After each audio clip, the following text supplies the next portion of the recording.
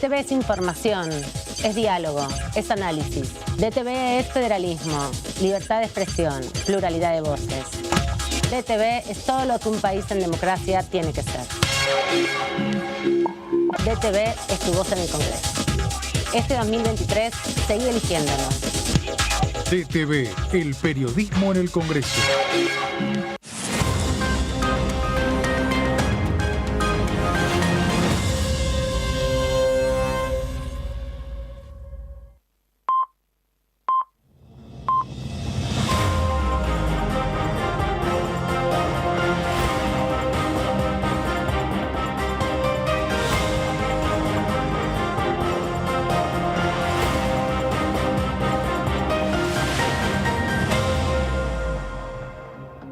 Hola, ¿qué tal? ¿Cómo andan? Bienvenidos, bienvenidas a esta tercera edición de DTV en esta semana, en este inicio de semana, donde vamos a estar repasando la actividad parlamentaria que se está configurando para los próximos días.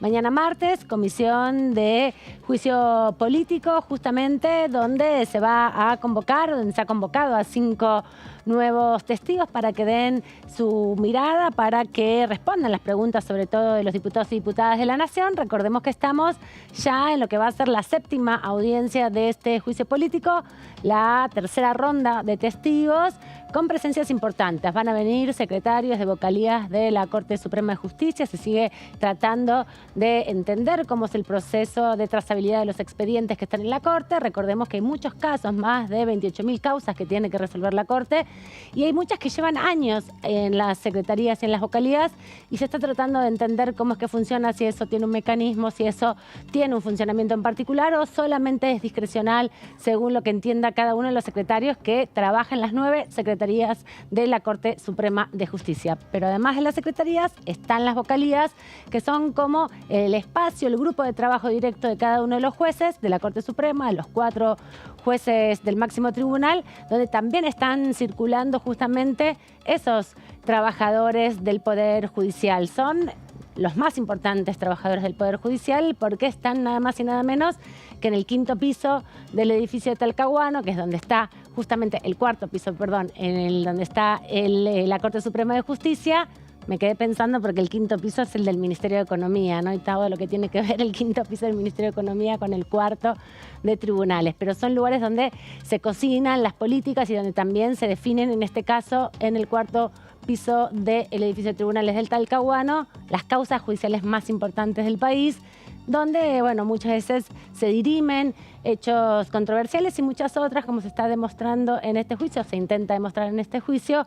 Hay funcionarios que no desarrollan sus tareas en tiempo y forma y como establece la propia Constitución Nacional. Eso es lo que están revisando los diputados y diputadas en esto que es el juicio político de los 4 miembros de la Corte, y vamos a estar conversando con algunos diputados al respecto.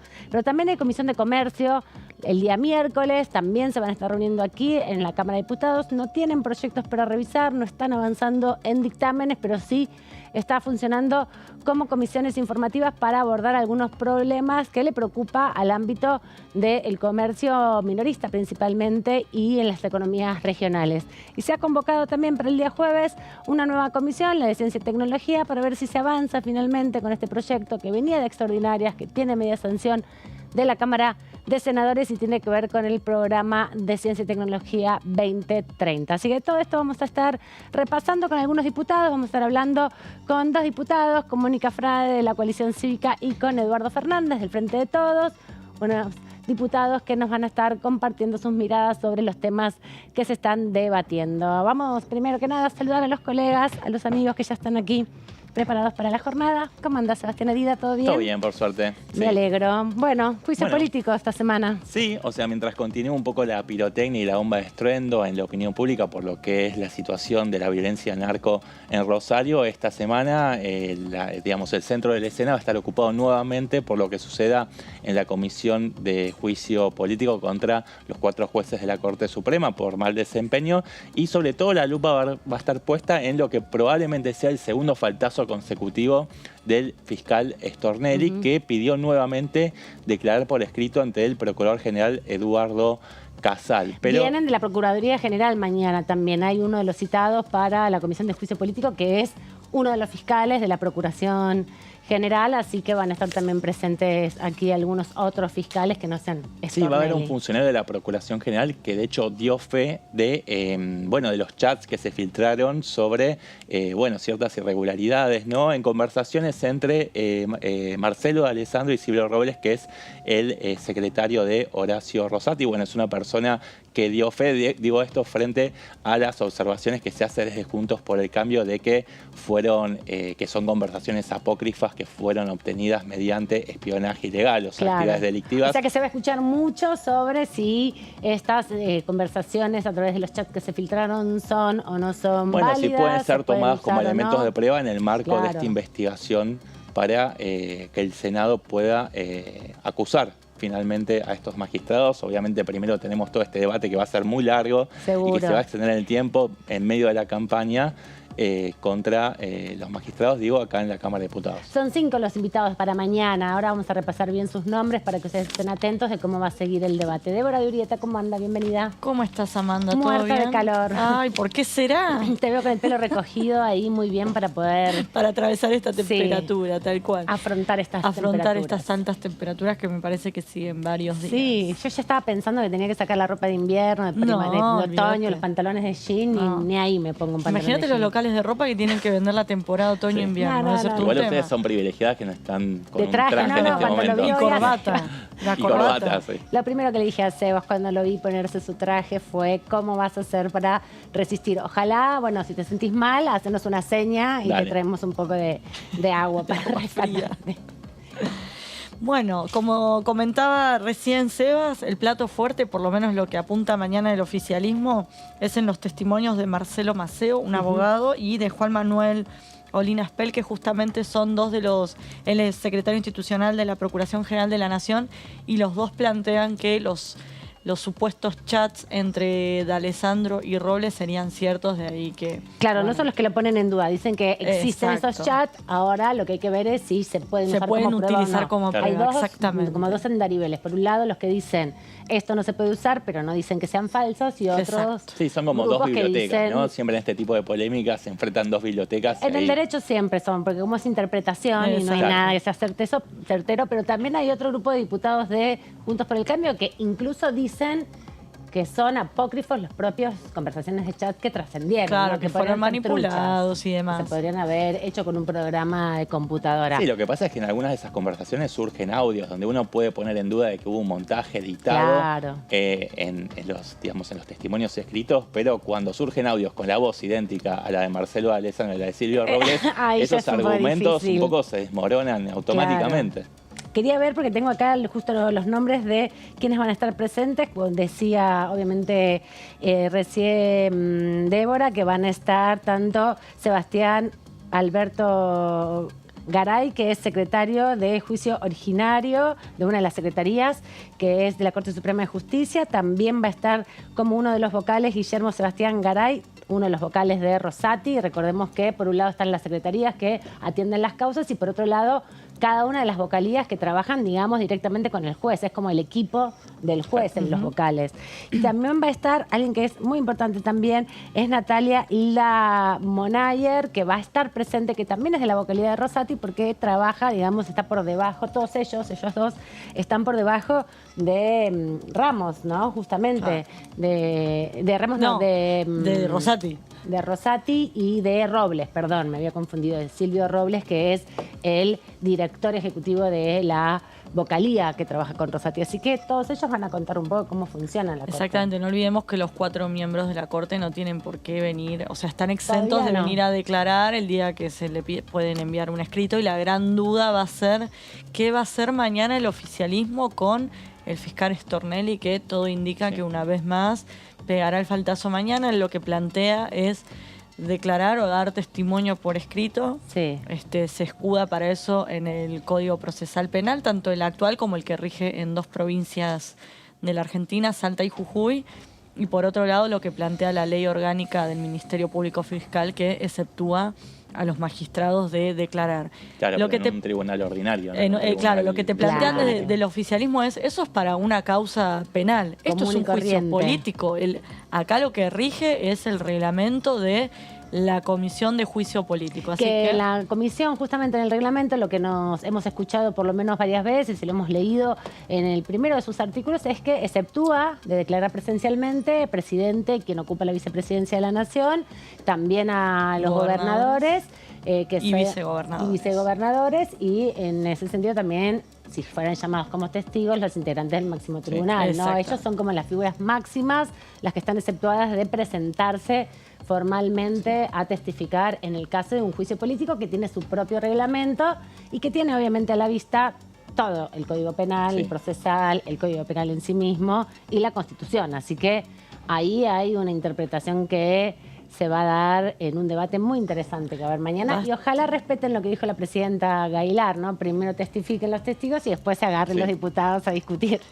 No quiero dejar pasar porque vos recién lanzabas el interrogante al aire acerca de qué va a ser el oficialismo que controla la mayoría de la Comisión de Juicio Político. Sí, Stornelli confirma su segundo faltazo consecutivo y un poco ya lo adelantaba la presidenta Carolina Gaylar diciendo que, bueno, ellos seguramente van a denunciar ante la Procuración por ser un testigo reticente al fiscal Stornelli para buscar desaforarlo y de esa manera poder traerlo por la fuerza pública. Lo que es importante también aclarar es que el desaforo que se hace es momentáneo, temporal y en relación a este rol que tiene que cumplir de venir a testificar en la Cámara de Diputados para que no se amparen los fueros como una excusa para no participar. Es testigo, tiene la obligación de venir, es una carga pública, no es lo mismo como cuando estuvo procesado, imputado, que tiene ahí la posibilidad de, si no quiere presentarse, puede ir con uno de sus abogados, pero cuando sos testigo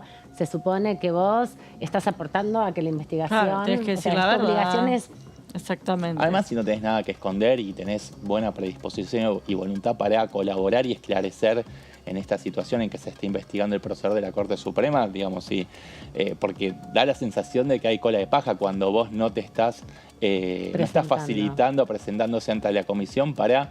Digo, si no tenés nada que esconder, te presentás, das las explicaciones pertinentes. Y además también acá lo que está sobre la mesa es tratar de develar si en estas 14 denuncias que se hicieron, que tienen 60 hechos indicados como lugares, momentos, eventos donde los jueces de la Corte Suprema no cumplieron con el rol para el que fueron designados, no se está haciendo una evaluación si son buenas o malas personas, si son buenos o malos abogados, sino si en el rol que les toca cumplir, porque fueron designados por el Congreso para eso, cumplieron o no su rol tal como establece la Constitución. Eso es lo que está en análisis y es algo que dentro de la división de poderes corresponde hacer, ¿no? Investigar cómo funciona. En este caso se lo llama puntualmente para que dé explicaciones de por qué cerró tan rápido la causa que hablábamos antes.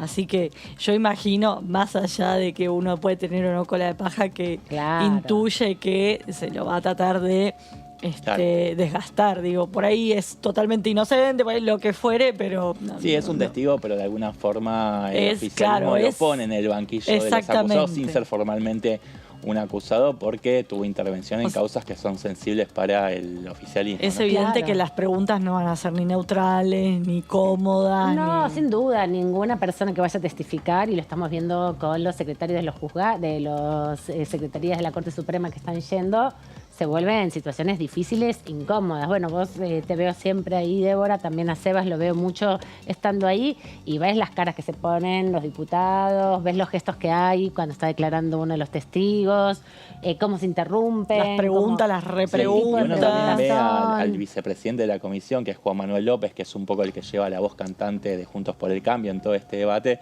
que se pone nervioso cuando hay alguna pregunta que se corre un poquito de lo que sería la imparcialidad y de alguna manera pone en un lugar incómodo a la persona que está testificando en ese momento, como que enseguida hace un llamado al orden, López, ¿no?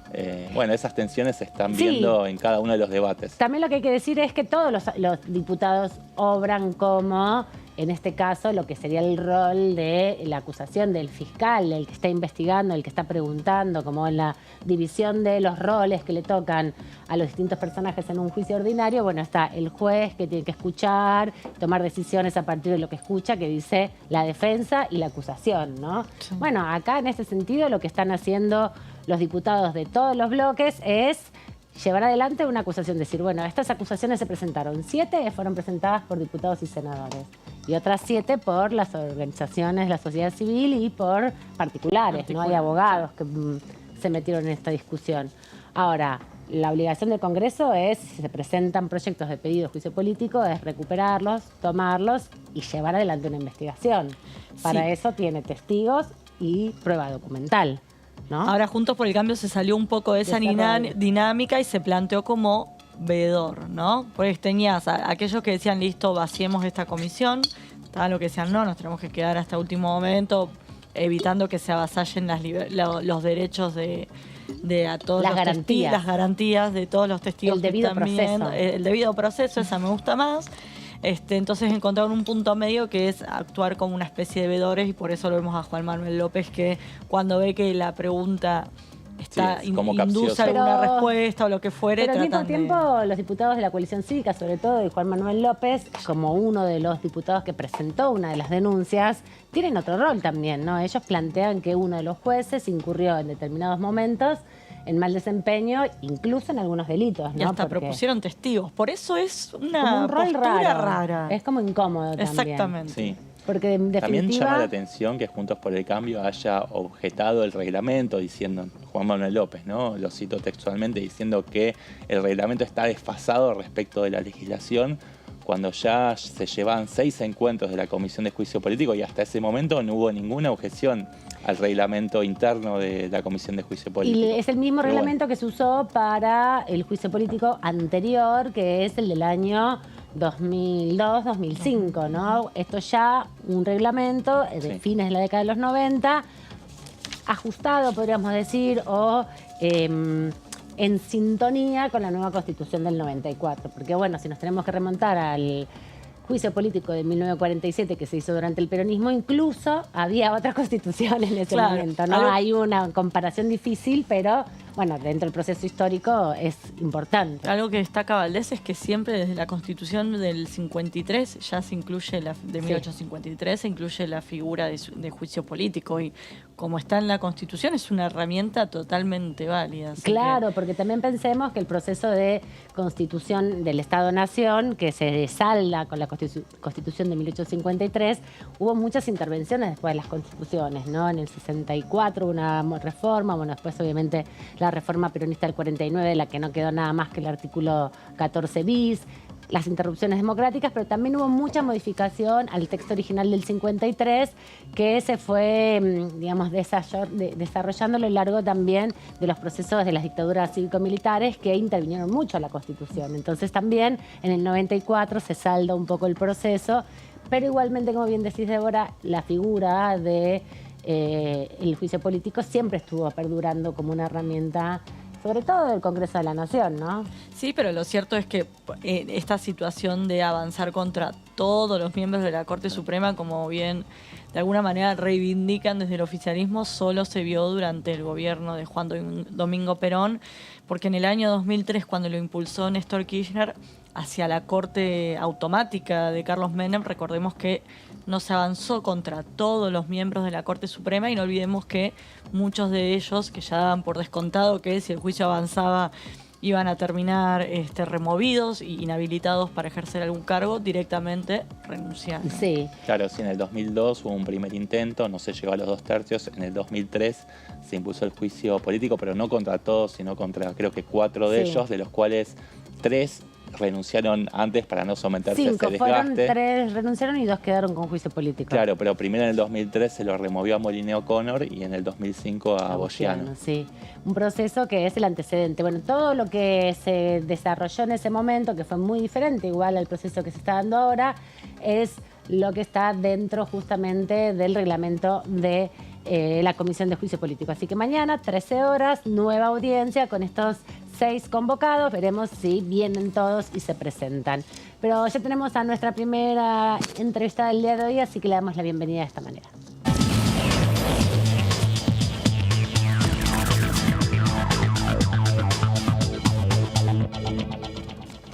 Le agradecemos a la diputada de la Coalición Cívica de la Provincia de Buenos Aires, Mónica Frade, por este rato. Bienvenida, diputada. ¿Cómo está? Buenas tardes.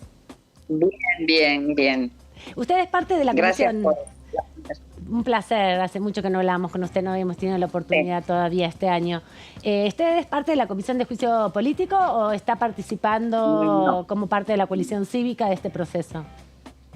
Yo estoy participando por la coalición cívica, pero no integro la Comisión de Juicio Político, no. ¿Y cómo va viendo el proceso de debate del juicio político? Hasta ahora ha habido 2 audiencias testimoniales, las anteriores, bueno, fueron la admisibilidad, la ratificación de las denuncias. Bueno, a ver, yo creo que mis compañeros que están en la comisión, tanto Juan López, que es vicepresidente de la comisión, como Pablo Oliveto, están representándonos perfectamente en cuál es la posición nuestra. Ustedes saben que nosotros seguimos el pedido de juicio político, la admisibilidad contra el juez Lorenzetti, no así contra el resto de los integrantes de la Corte, por diferentes razones que ellos lo han expresado. Para nosotros, miren, yo he asistido a casi todas las reuniones y la verdad que veo mucha desprolijidad, además de ver que el procedimiento, el Código Procesal se aplica a veces sí, a veces no, según convenga o no convenga. Para nosotros es absolutamente improcedente lo que se está haciendo, por eso se votó la inadmisibilidad del procedimiento, pero bueno, creo que ambos diputados de la coalición cívica están expresando en cada momento, y así se está haciendo saber, de las nulidades que estamos planteando respecto a cada acto administrativo que se está llevando adelante. Así que bueno, estamos yendo porque creemos que es importante hacer un control de eso y hacer los planteos en tiempo real, no porque coincidamos con lo que se está haciendo. Y en términos del proceso de los testigos, ustedes, me recuerdo haberla visto en la última comisión, ¿no? La de la semana pasada, cuando se dio la segunda ronda de testigos. ¿Cómo va viendo las preguntas? ¿Cómo va viendo también la posibilidad de la audiencia, ¿no? Porque esto se está televisando y son sesiones largas, además.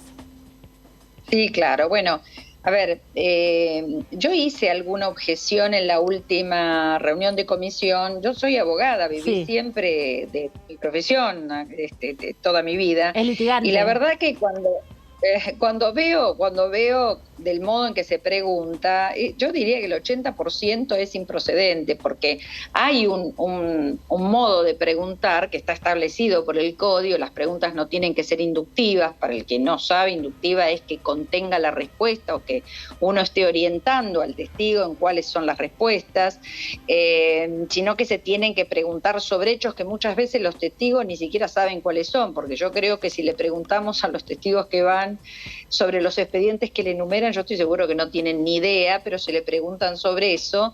Y cuando hay algún conflicto que se da por una pregunta que es improcedente, el mecanismo que se debe utilizar es el testigo se retira y las partes, aquel que está objetando el modo de preguntar, tiene que hacer, digamos, fundamentar por qué se opone la pregunta, pero no lo puede hacer adelante del testigo. Y tampoco se puede, como pasó en la última reunión, que no sabíamos por qué razón se le hacían ciertas preguntas, entonces se le hicieron todos, y el diputado Moró, cuando se terminaron de hacer las preguntas, ahí explicó por qué. No, se explica antes para saber si las preguntas que se van a hacer corresponden o no. Entonces me parece que es todo una ensalada. La verdad que yo veo esto y me parece francamente un horror. Pero ¿Y bueno, eso se da en un juicio político o se da en un juicio ordinario? ¿Hay diferencias entre un proceso ordinario, como usted escribía, y este que es político? Bueno, lo que pasa es que la presidenta de la comisión, Carolina Gallar, ella utiliza el código, de hecho le hace los juramentos previstos en el Código Procesal, los cita permanentemente. Entonces, si vamos a usar desde el momento que el testigo se sienta el Código Procesal, lo tenemos que usar desde el momento que le toma juramento de decir verdad hasta que termina. Nosotros no podemos usar el Código Procesal cuando no nos viene bien y después no utilizarlo. O sea, lo que nos tenemos que poner de acuerdo es si esa es la vía. Si esa es la vía, lo tenemos que usar siempre. Entonces hay, digamos, disposiciones del Código Procesal que indican cómo deben ser las preguntas y cómo debe procederse cuando hay oposición a las preguntas. Y esto es lo que la última reunión, sin ser parte de la comisión, objeté porque se estaba haciendo, a mi modo de ver, mal. Diputada, ¿qué tal? Sebastián Aguilar la saluda. ¿Qué tal, Sebastián? Bien, todo bien. Diputada, le quiero preguntar por el resto de la agenda legislativa, porque ya hace un tiempo atrás, Juntos por el Cambio dejó sentada su postura de que en la medida en que el oficialismo sostenga el juicio político contra los miembros de la Corte, no van a dar quórum para debatir en el recinto otros temas, más allá de que se pueda tener o no acuerdo sobre el temario.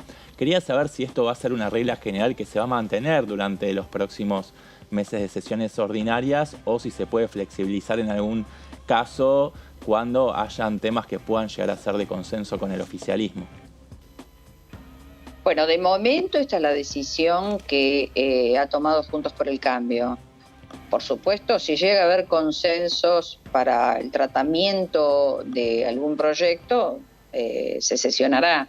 Pero como regla general esto ha sido lo que se ha decidido porque nos parece que lo que está pasando es inadmisible utilizando la mayoría de una comisión, que es una mayoría circunstancial. Ustedes fíjense que en la comisión hay 16 votos el oficialismo y 15 la oposición, y por un voto las cosas se hacen. Nos parece que eso es como abrir una puerta a las patadas y no es lo que corresponde para un asunto de la envergadura institucional que significa ir contra toda la Corte. No podemos hacer valer un voto para llevarnos puesto todo, así que de momento es esa la decisión, sí. ¿Qué tal, diputada? Débora Durieta la saluda.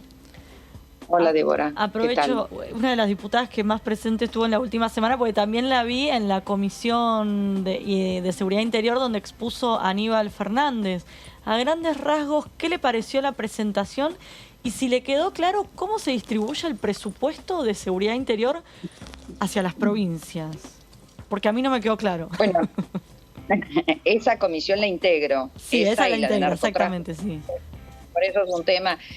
La verdad que no me quedó nada claro, tratando de ser lo más objetiva posible, no me quedó nada claro, tampoco quedó claro de la filmina toda la información que el ministro volcó.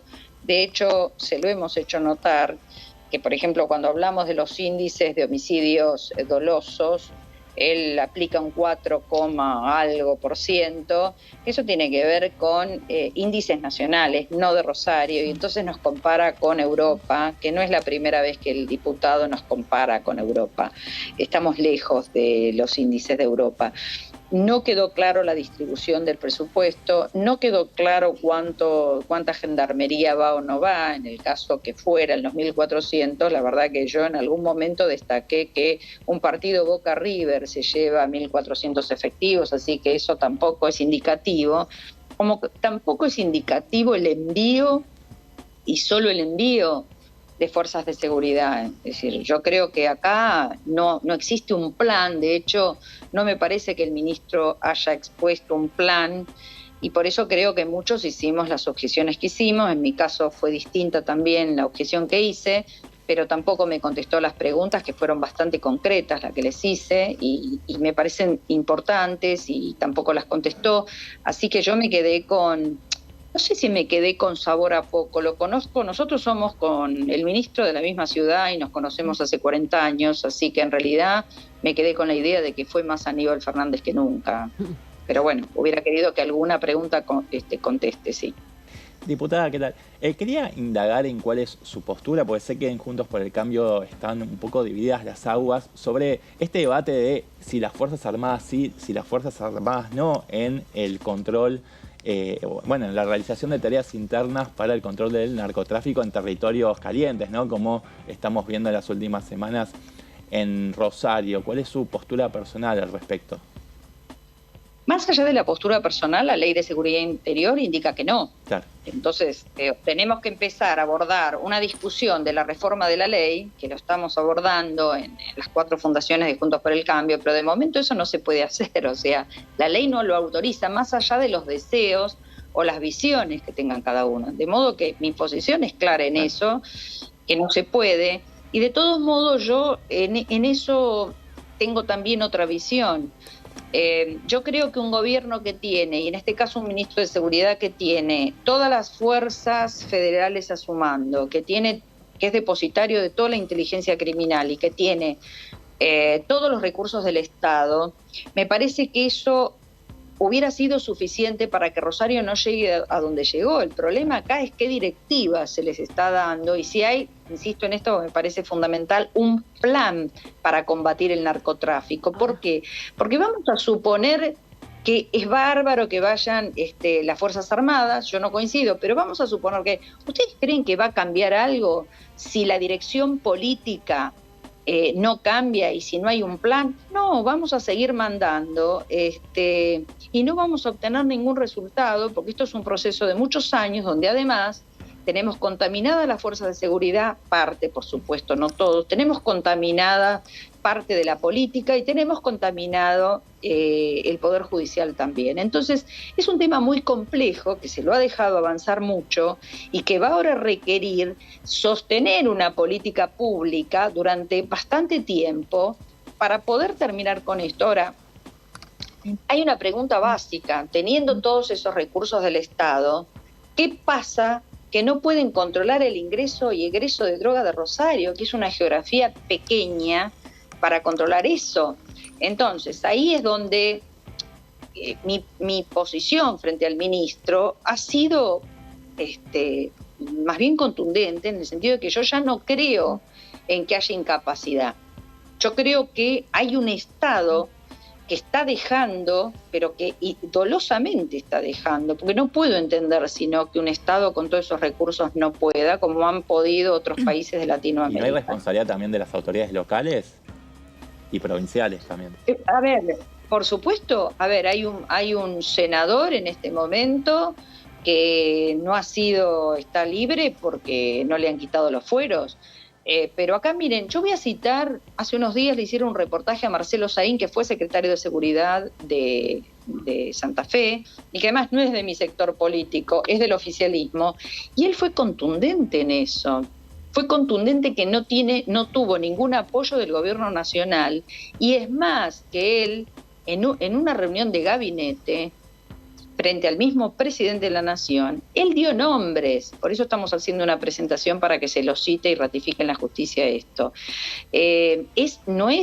Por supuesto que hay responsabilidades locales también, claro que las hay, pero frente a este fenómeno hay una responsabilidad mayor en quien tiene a su cargo las fuerzas federales, que son las que podrían estar controlando los desmanes locales.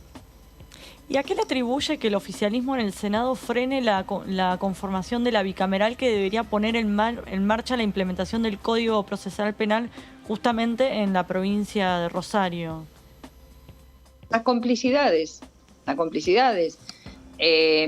A esta altura no tengo dudas que hay un sector de la política que es beneficiaria del narcotráfico en la Argentina, como es también un sector de las fuerzas de seguridad y de la propia justicia. No podemos estar hablando ahora, nos podemos hacer los distraídos o hablar de generalidades. Bien, lo podemos hacer, pero no vamos a resolver un tema que está socavando lo más hondo de nuestra nación, porque además el fenómeno de Rosario no está encriptado en Rosario. El fenómeno de Rosario se ha extendido ya al noroeste de la provincia de Buenos Aires. Yo soy de la provincia de Buenos Aires, tenemos distritos como Moreno, San Martín, Pergamino, San Nicolás, donde esto ya está sucediendo. Tenemos provincias como Entre Ríos, Formosa, Chacos, que está sucediendo.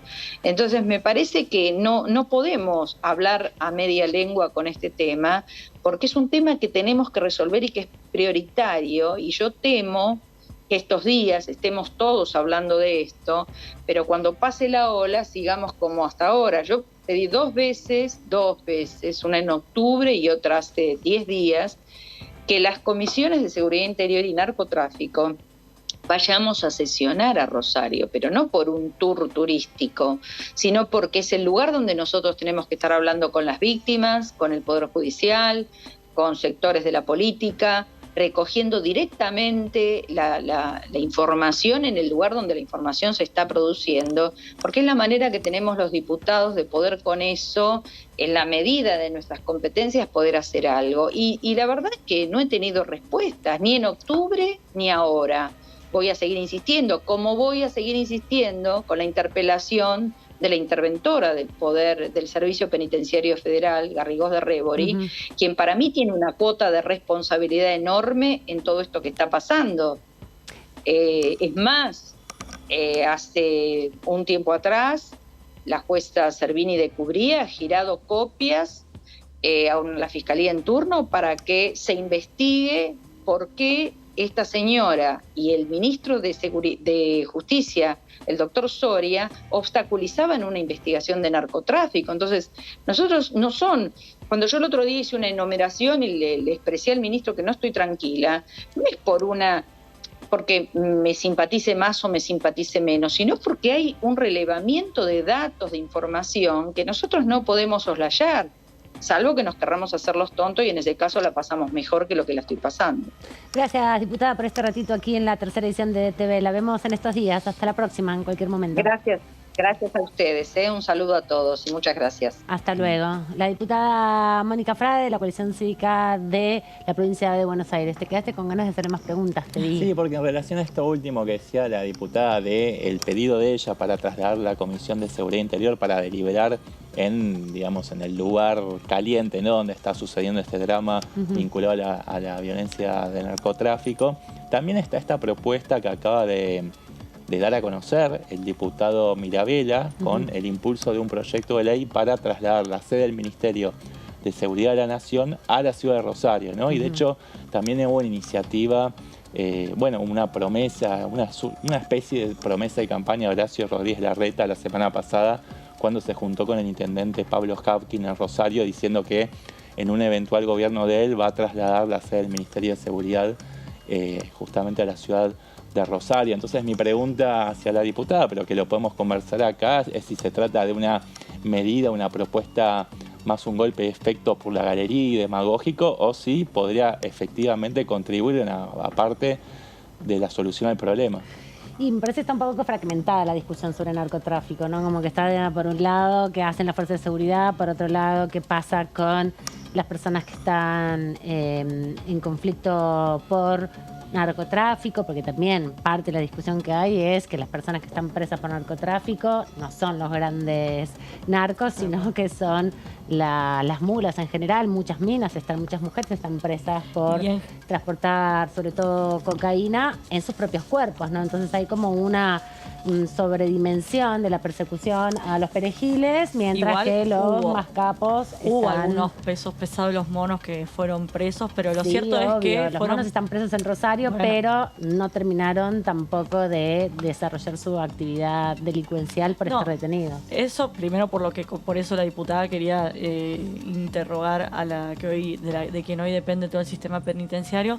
Pero lo cierto es que, en general, los que caen presos por homicidio, por asociación ilícita, por delitos menores y no menores no, pero no federales, como es el narcotráfico. Y es algo que planteaba el otro día la diputada Mónica Fein, que tenés un Estado fragmentado, como bien vos decías, que de hecho lo veías en la exposición de Aníbal Fernández. Él solo rindió cuentas desde el día en que él desembarcó en el Ministerio de Seguridad, cuando el Estado es algo continuo. Y por otro lado, si le preguntás por las fuerzas de seguridad, esta sí, esta no. Le preguntás por el sistema penitenciario, esto no lo manejo yo. Le dicen, ¿por qué no avanzan con la bicameral que pone en marcha la implementación del Código Procesal Penal? No me puedo hacer cargo.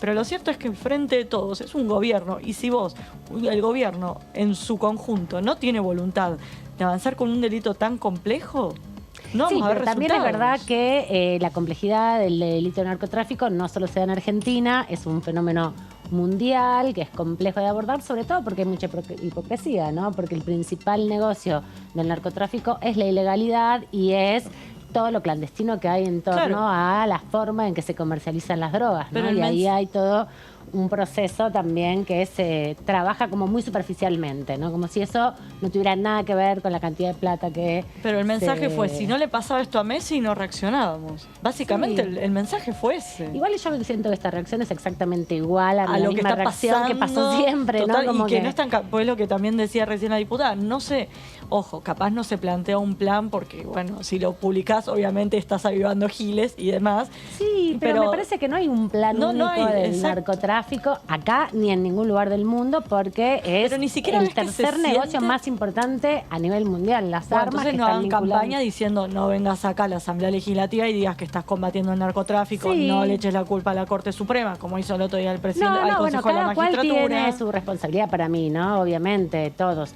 tenemos nuestra responsabilidad en términos sociales porque también parte de la narcocriminalidad se profundiza principalmente con las desigualdades, ¿no? Y con no solamente las políticas de persecución poco intensas o poco efectivas, sino porque la plata que sostiene el narcotráfico es lo único que no se persigue, ¿no? Porque ¿quién alimenta los paraísos fiscales si no son principalmente, no son los pequeños evasores? Bueno, de hecho, Son Aníbal los grandes Fernández pidió narcos. que se tratara la ley de lavado de activos que justamente Sí. va detrás del dinero. Pero también es una de las dimensiones, ¿no? Sí, Bueno, otro- pero es que es un tema complejo. Si no lo abordás desde las distintas aristas, vamos a estar siempre hablando Y de lo sobre mismo. todo dejar de tener esa mirada hipócrita respecto a que cuando se acaben los narcotraficantes se va a acabar la droga, porque la droga es Claro. parte de la cultura del mundo universal, un elemento que podría contribuir La a- cocaína existe desde la historia de la humanidad, Y no un es algo elemento que nuevo. podría contribuir es liberar la demanda en alguna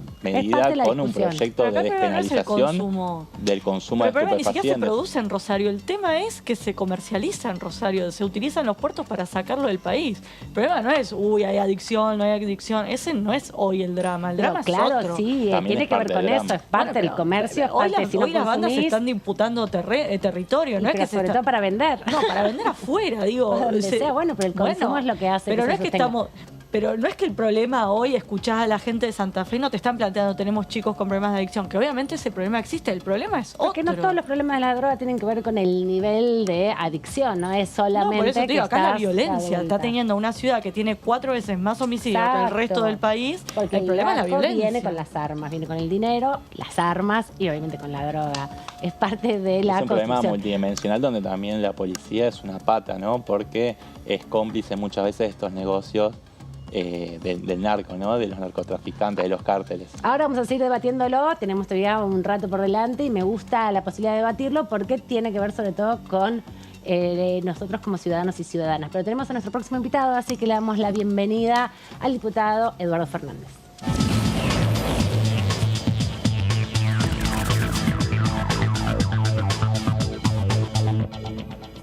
¿Qué tal, diputado Eduardo Fernández? Bienvenido del Frente de Todos de la provincia de Córdoba. ¿Cómo está?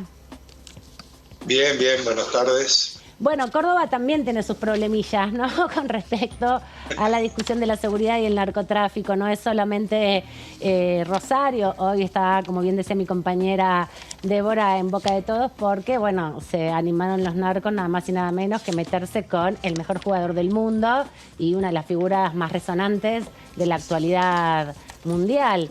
Pero ¿qué análisis hace de cómo se está abordando este debate sobre la narcocriminalidad en estas horas, en estos días?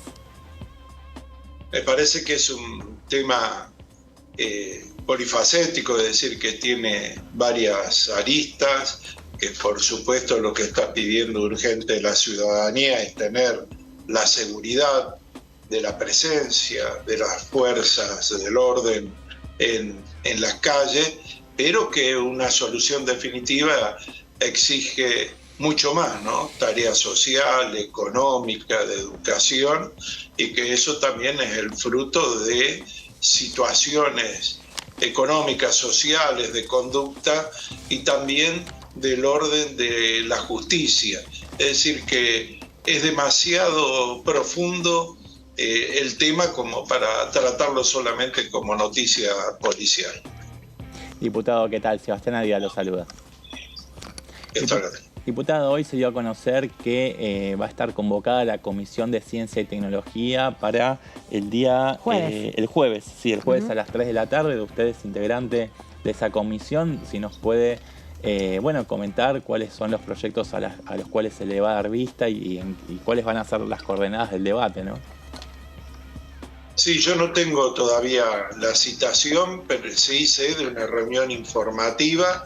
Hay varios temas pendientes que nosotros hemos ido tratando durante el año pasado. Algunos tienen dictamen, acuérdense que algunos tendrían que haber ido a sesión, y seguramente hay siempre en esta comisión hay diálogo entre todos los bloques para llevar a cabo primero la cuestión presupuestaria, que es lo que nos pusimos de acuerdo, luego lo de innovación tecnológica, es decir, que nosotros tratemos, por ejemplo, nuevamente el proyecto del Compre Trabajo Argentino tiene previsto innovación, desarrollo e investigación. Entonces, todos los proyectos que significan mayor producción, que significan aprovechar todas las capacidades, y más aún que el Estado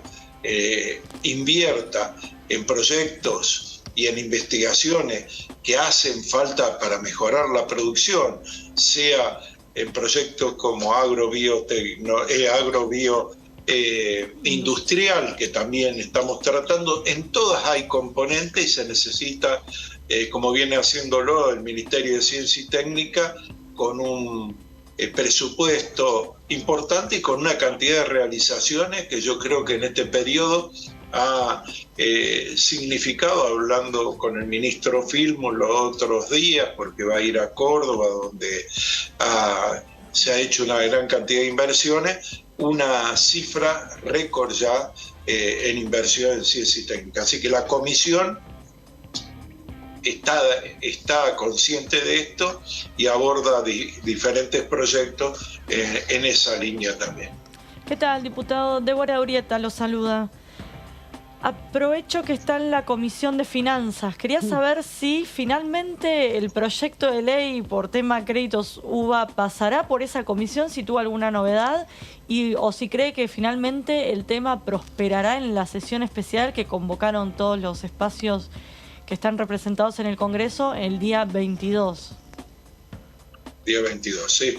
Hay que recordar que nosotros lo discutimos en Finanzas, pero lo discutimos también en la Comisión de Presupuesto y Hacienda, pasó por ahí también. Estoy pensando que si me van a preguntar por cada una de las comisiones, estoy haciendo el cálculo, creo que estoy en 8. No le vamos a preguntar por todas, después le vamos a preguntar por otros proyectos propios. Pero... le decía en broma, porque son proyectos importantes. Hay que recordar que había presentado 2 proyectos, que el bloque al que pertenezco presentó un proyecto que hay que discutir el dictamen, que hay que acercar posiciones, pero sí lo que estamos conscientes todos los diputados y diputadas es que tenemos que tratar el tema, que es urgente, más con un índice inflacionario llegando al 100%. Le quería preguntar porque justamente está por presentar en estos días, mañana si no me equivoco, un proyecto vinculado a poner sobre la mesa el negacionismo, ¿no? De darle un marco de entendimiento y también darle una sanción a quienes promuevan estas políticas negacionistas, sobre todo tratando de disminuir o de menospreciar un proceso tan complejo, cruel y difícil como ha sido la desaparición forzada de personas, crímenes que todavía se siguen cometiendo en muchas circunstancias, y tiene que ver también en el marco que usted lo estaba planteando respecto, bueno, a reconocer que en estos 40 años de democracia todavía hace falta revisar muchos de los aspectos institucionales para poder, bueno, garantizar un desarrollo más pleno de la democracia. ¿Qué busca el proyecto que está impulsando? Primero, en este marco de 40 años de democracia, hay que decir que hubo argentinas y argentinos que ofrendaron su militancia y su vida en muchos casos para lograr que vivamos en democracia. Que sí es grave el negacionismo, reivindicar políticas genocidas o de crímenes de Estado, o también disminuir la importancia que tiene estos crímenes de lesa humanidad que han afectado y que constituyeron terrorismo de Estado, es una parte que nosotros tenemos que completar en algo que ya nuestra ciudadanía ha hecho. Cada 24 de marzo lo ratifica, lo ha ratificado con juicios a los culpables. Lamentablemente no llegó esa justicia a los beneficiarios económicos y de este terrorismo de Estado, porque se juzgó a una parte, pero no llegó. Lamentablemente ha muerto Blaquier hace poco tiempo y se libró de ir a juicio por su edad, pero hay otros empresarios que se beneficiaron. Entonces, Blaquier del Ingenio Ledesma en Jujuy, ¿no? Que Ingeniero Ledesma, la noche del apagón y otras. Exacto. Entonces, con numerosas pruebas.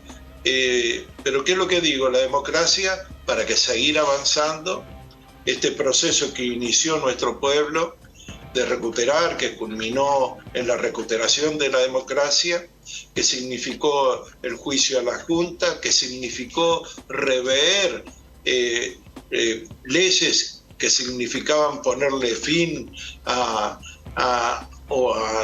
lo que se había juzgado, a que los militares y los responsables civiles de la represión cumplieran sus penas efectivamente, tiene que complementarse con un proyecto, con una ley que incluya en el Código Penal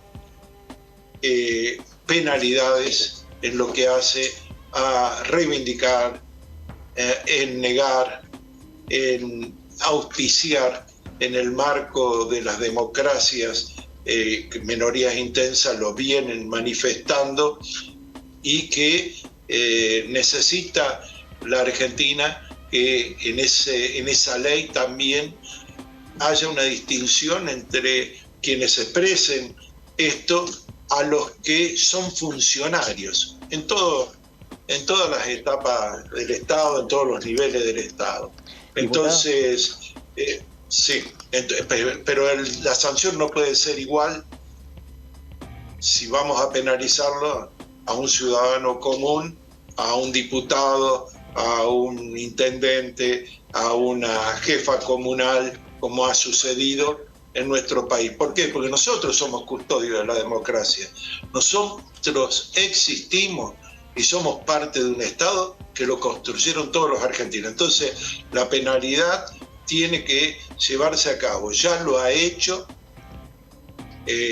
claramente las cortes internacionales, sobre todo en lo que hace la adhesión que ha hecho Argentina, no solo a nivel constitucional, sino también a los acuerdos internacionales, como el acuerdo de San José de Costa Rica. Entonces, lo que tratamos que legalmente esté contemplado eso, que también se contemple que cuando un funcionario hace apología de estos delitos, también está violando los deberes de funcionario público. Entonces, nosotros creemos que en este proyecto de ley hemos concentrado toda la experiencia. Es la segunda presentación que hacemos y lo hacemos también tomando en cuenta lo que nos exigieron los organismos de derechos humanos. Mañana va a haber representantes de organismos de derechos humanos, pero también sectores de la justicia, que conocen bastante de esto y nos han asesorado para que haya un proyecto de ley que no se brinde al debate fácil de si estamos poniendo o transformando en delito la opinión. Claro. No, acá el negacionismo es lo más cercano, es lo más que está más en contacto con los delitos que constituyen extinción de razas, religiones, ideas. Y cuando hablamos y vemos que que algunos sectores políticos niegan, pero a su vez quieren un Estado que sea fuerte, pero para aplicar políticas impopulares, no solo lo están negando, lo están reivindicando y parece que lo necesitarán. Así que la democracia se debe defender y yo creo que hay que llevarlo al debate y es lo que vamos a intentar este año. Diputado, usted plantea que la sanción penal por negacionismo no puede ser idéntica cuando se trata de un ciudadano común o, por ejemplo, de un diputado o diputada nacional. Y esto me lleva a la pregunta sobre la propia idiosincrasia, digamos, de esta Cámara de Diputados, donde hay algunos integrantes que hacen de el negacionismo bandera, no voy a hacer nombres, pero que incluso provienen de organizaciones políticas militantes en defensa del terrorismo de Estado, ¿no?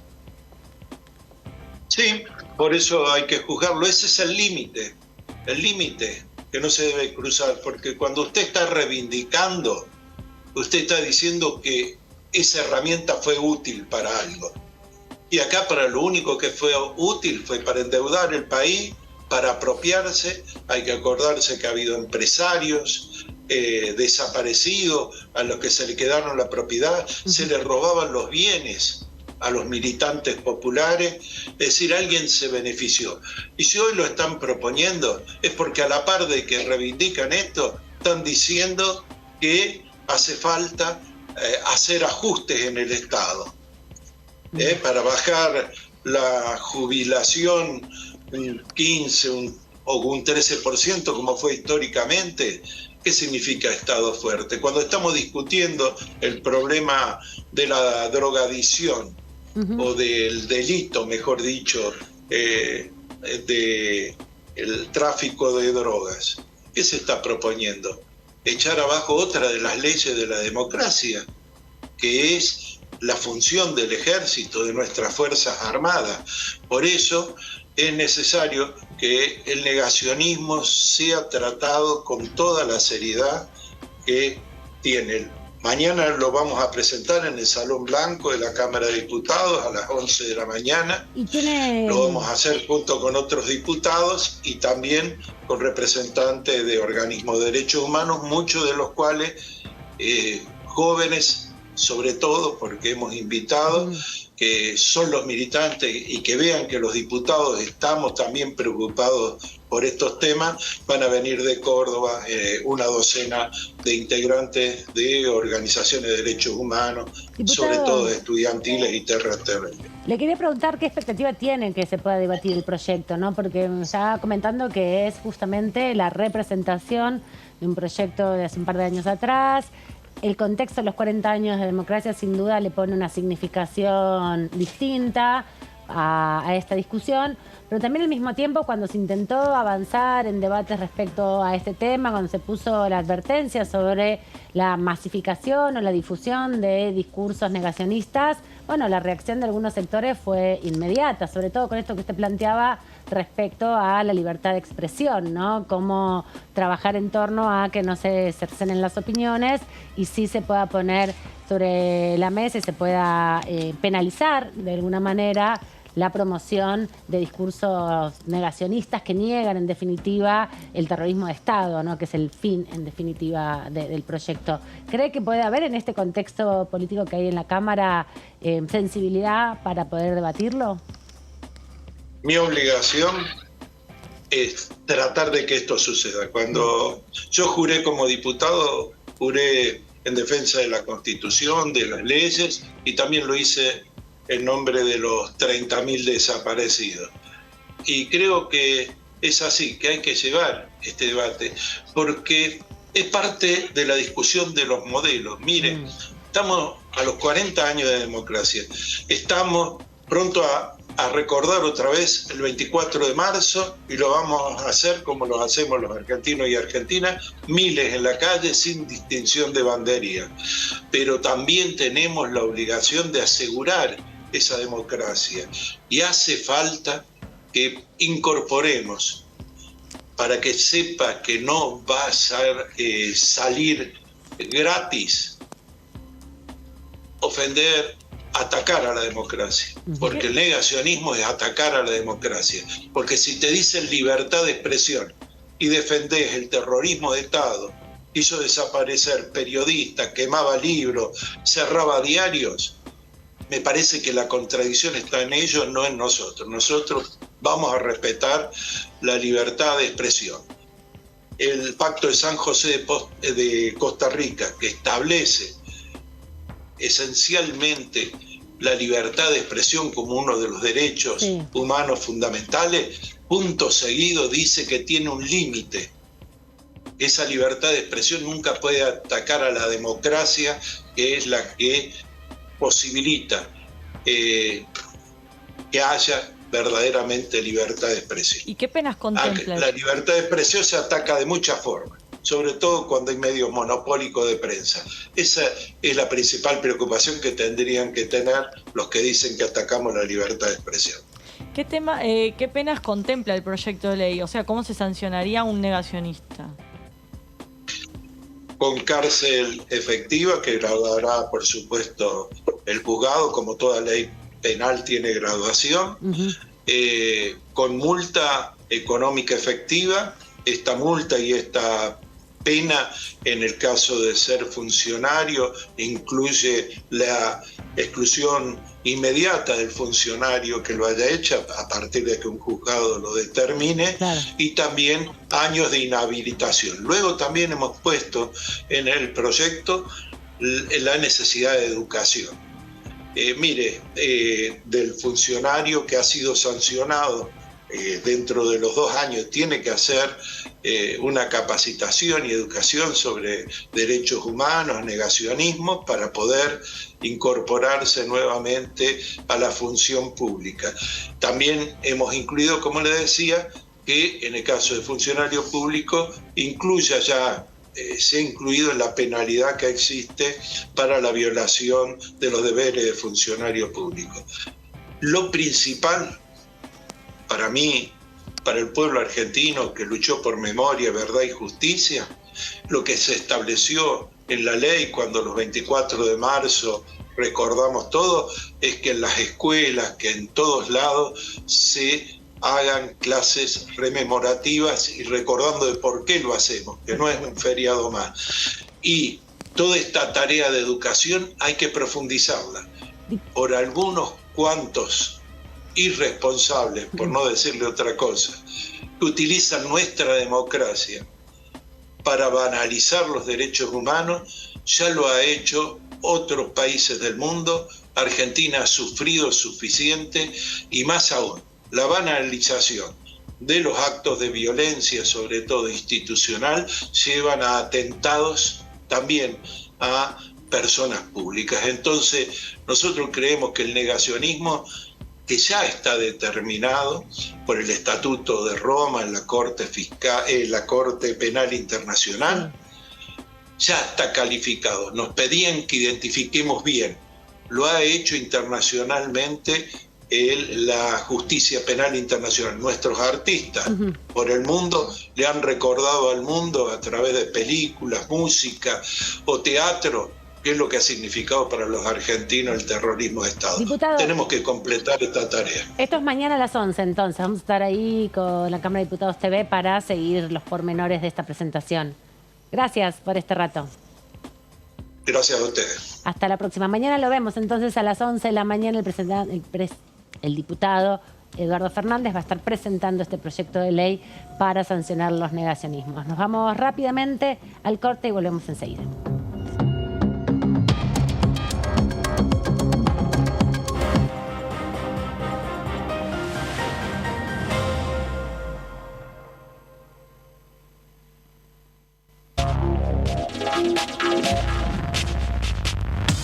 DTV es información, es diálogo y es análisis.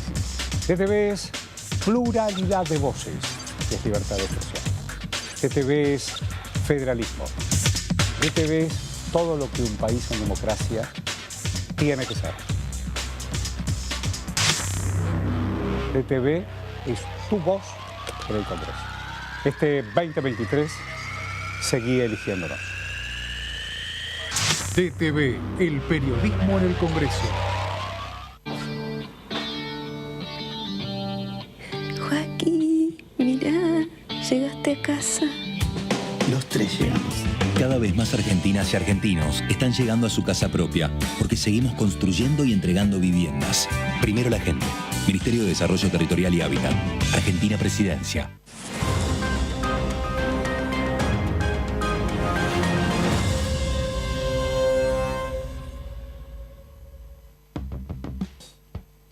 Recuperamos 1.700 kilómetros de vías y reconectamos 56 localidades en todo el país. Primero la gente. Argentina Presidencia. Cuidemos el ambiente y los recursos de nuestro país con acciones simples.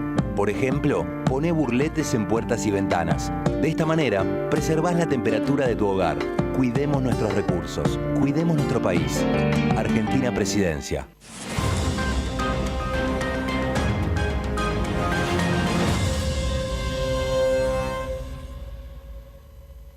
¿Buscás naturaleza? Entrá a larutanatural.gov.ar y elegí tu próximo viaje por Argentina. Primero la gente. Ministerio de Turismo y Deportes. Argentina Presidencia.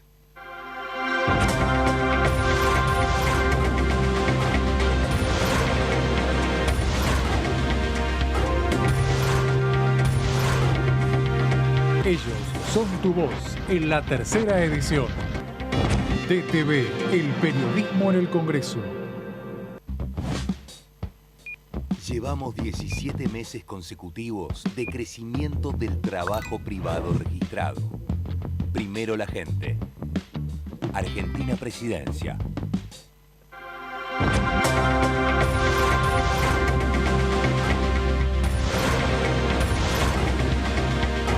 Ellos son tu voz en DTV, el resumen. DTV, el periodismo en el Congreso. Mi nombre es Alexis, tengo 34 años y soy arqueólogo. Mi profesión y el montañismo me apasionan. Descubrir nuevos lugares e investigar son mi forma de vivir. Estudio el territorio y los movimientos históricos de la población en Puna y Valle del noroeste argentino. Me dedico de lleno a hacer lo que más me gusta, que lo que quiera hacer incluya la ciencia.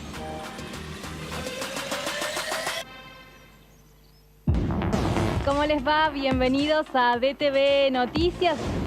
Que el poder estar en una orquesta genera otros vínculos, genera otras instancias también para los pibes y pibas de muchísimos barrios de nuestra Argentina, donde empiezan a ser parte de una orquesta, a elegir un instrumento para tocar. Eso, digo, en la formación subjetiva de estas niñeces, es un antes y un después.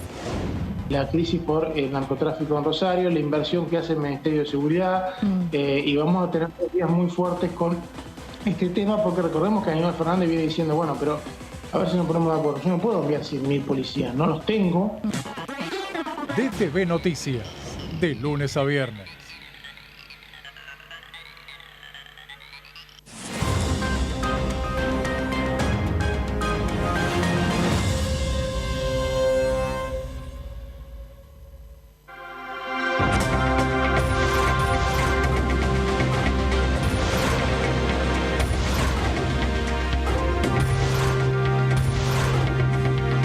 Ellos son tu voz en la tercera edición. DTV, el periodismo en el Congreso. Recuperamos 1.700 kilómetros de vías y reconectamos 56 localidades en todo el país. Primero la gente. Argentina Presidencia.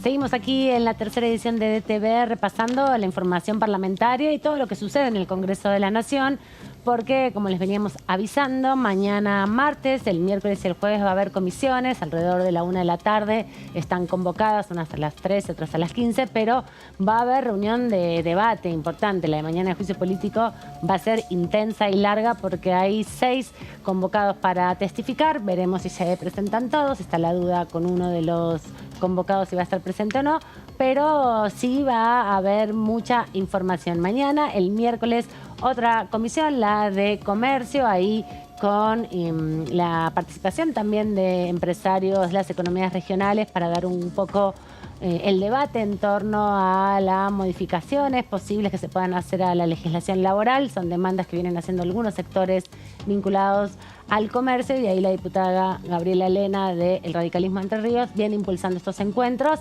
Le fue bastante bien porque en la última reunión pidió que venga Matías Tombolini y le respondieron que sí. Sí, eso fue el 7 de febrero, que fue la única reunión de esta comisión. Bueno, después vino Tombolini, ¿no? Fueron dos en el periodo de sesiones extraordinarias. Desde el Frente de Todos, al principio tenían algunos reparos porque consideran que este debate tenía que darse en la Comisión de Legislación del Trabajo, que conduce Vanessa Siley. Claro, porque lo que plantea la diputada Lena es que, bueno, no le giran algunos proyectos que quieren discutir sobre el impacto de las cargas laborales, ¿no? Ella está enfocando en ese tema laboral, que dice, bueno, no me giran a mí los proyectos, tiene que ver específicamente el reclamo hacia la comisión. Los juicios laborales, se habla de toda la industria del juicio y demás, básicamente. Sí, hay como un argumento de que la litigiosidad laboral que se abre ante la extinción de un vínculo laboral desalienta, ¿no?, la formalización del trabajo. Sí, esa es parte de la discusión, pero bueno, también cuando se dieron algunos de esos debates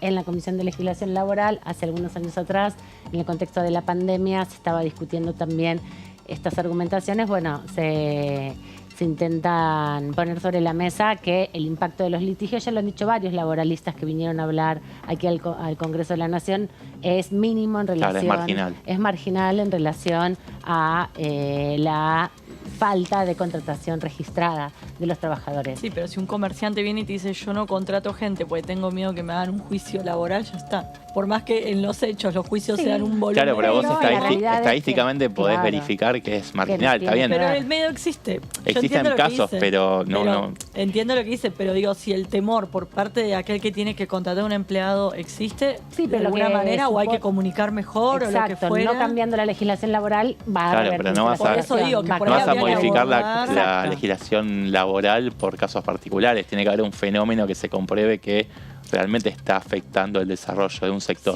por ahí es como el del comercio pyme. Implementar, no la modificación. Exactamente, eso es a lo que voy, entender el fenómeno de por qué existe ese temor y en base a eso tomar herramientas. No digo, eso es a lo que voy, que entender de dónde viene ese temor, si es fundado, si no es fundado, si es cierto que si te hacen un juicio laboral se te funde la pyme, lo que fuera. Digo, el temor existe.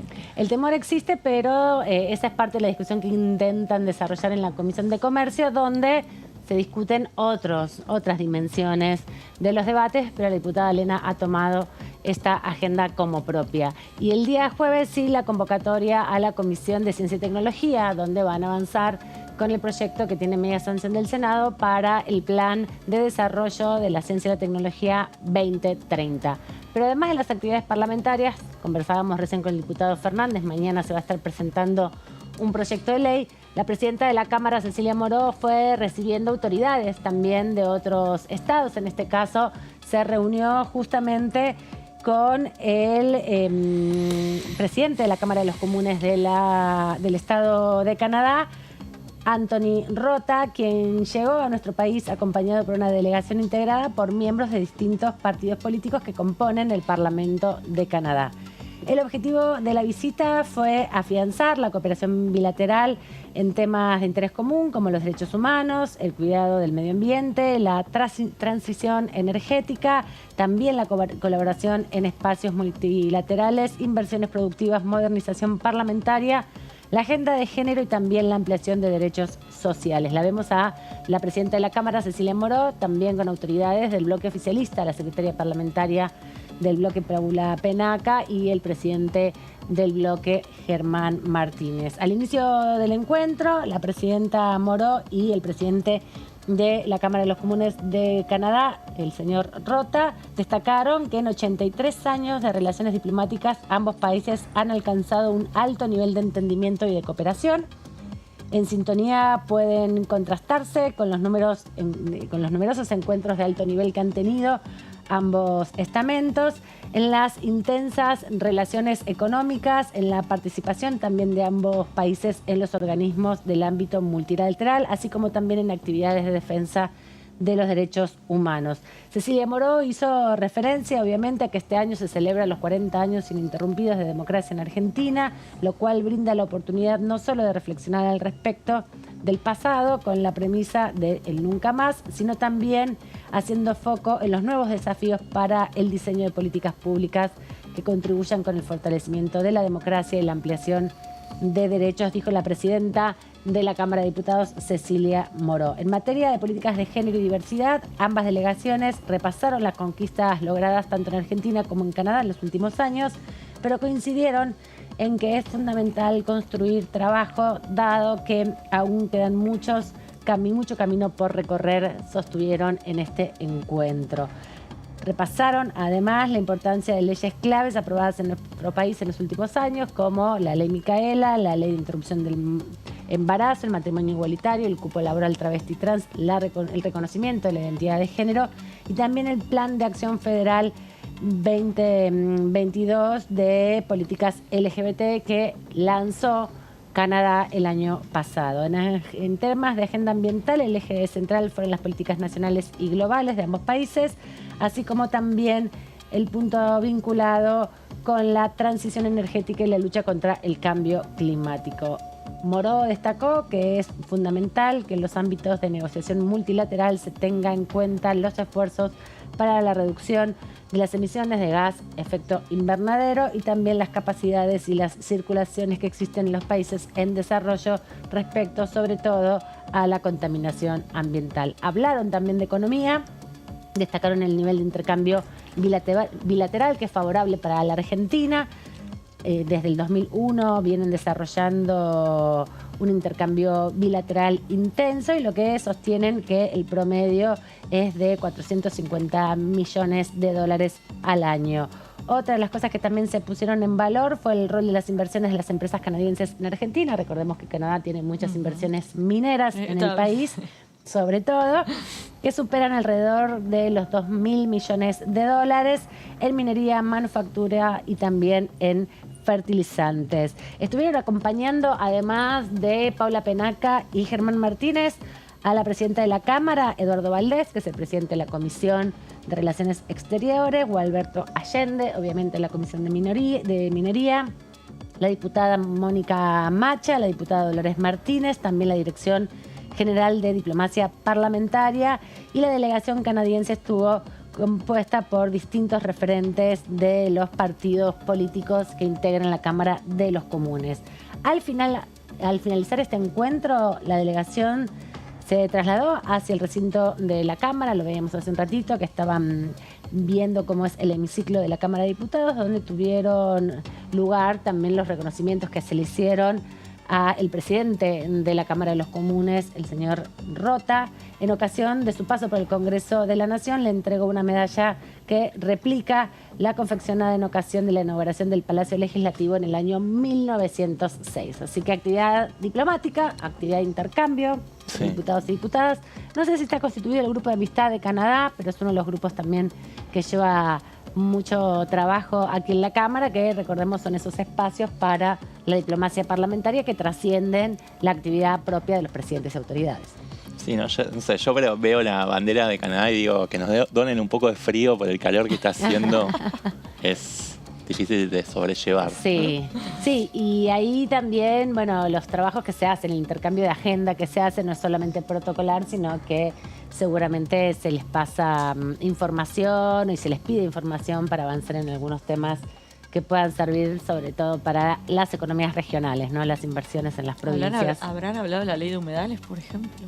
No sé, son bastante conservacionistas en Canadá, así que les interesan bastante esas políticas. No sé si en otros países donde tienen inversiones. Claro, ese es el tema. Por ahí la les ley interesan acá, en sus propios países. Exactamente. Pero bueno, ahí es parte de la actividad que hizo la presidenta de la Cámara. En estos días seguro la vamos a ver haciendo algunas otras acciones porque se están desarrollando en estos 40 años ininterrumpidos de democracia varias actividades culturales y políticas en la Cámara. Hay una agenda que atraviesa este año el recuerdo por la recuperación democrática. La semana pasada veíamos que se reconocían a las mujeres trabajadoras del Congreso que habían ingresado en el año 83 a la Cámara y que todavía seguían trabajando, que no habían sido jubiladas.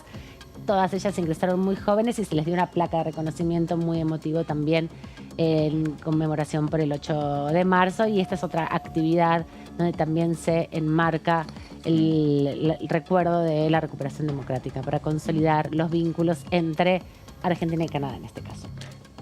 Recién decías de la cuestión de la conservación del ambiente y demás, y sí hay una fuerte presencia de Canadá en inversiones del litio en el norte argentino, que es un poco la vedette de los minerales en Argentina, ¿no? Se habla del triángulo del litio. Exacto. Como a las regiones un poco del altiplano de Bolivia, de Chile y del norte argentino, donde las principales provincias que empiezan a extraer esta materia prima son Catamarca, Jujuy, Salta, creo que se extiende hasta La Rioja. Y días atrás, estuvo esta noticia de que la Universidad de La Plata lanzó esta primera planta para el procesamiento de la materia prima y la producción, o por lo menos los primeros eslabones en la producción de la batería, que es lo que realmente nos va a dar una soberanía tecnológica importante, ¿no?, en esta materia. Sí, por eso la reunión hoy con el presidente de la Cámara de los Comunes de Canadá y varios de los diputados y diputadas que representan a los partidos canadienses tiene como trasfondo no solamente el desarrollo o el intercambio de información, sino principalmente la posibilidad de estimular las inversiones económicas. Pero hay que ver si les interesa que industrialicemos el litio. A ellos les conviene que les llevemos el litio en bruto, que se lo lleven todo para allá y ellos industrializarlo, porque con ese valor agregado vos haces realmente la diferencia. Sí, totalmente. Y además también mucho se puede dar en el debate político sobre el impacto ambiental y después ver cuándo tenés que hacer las inversiones para justamente tener un impacto ambiental mínimo, si hay un correlato ahí o no en ese sentido. Hoy hay otro aniversario también, y lo vamos a ir recordando, tiene que ver con el 13 de marzo de 1996, cuando se ratificó la Convención Belén do Pará. Me voy a parar justamente para poder contarles un poco en estas placas una síntesis de qué ha sido la Convención de Belén do Pará y por qué hoy lo queremos celebrar.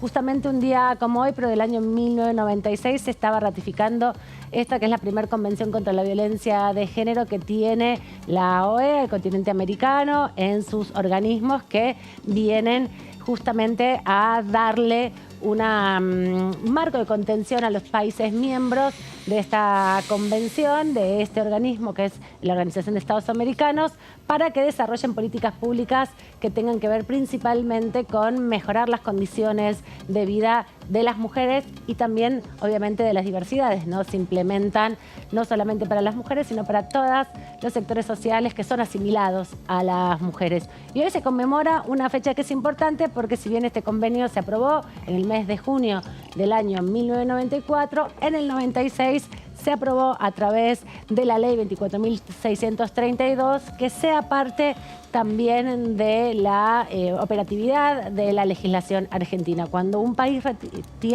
firma un convenio, que lo hace el Poder Ejecutivo, que se canaliza a través de, en este caso, un organismo internacional o de la Cancillería, luego el Congreso de esos estados tiene que ratificarlos, tiene que convertirlo en una ley propia, no se puede implementar directamente.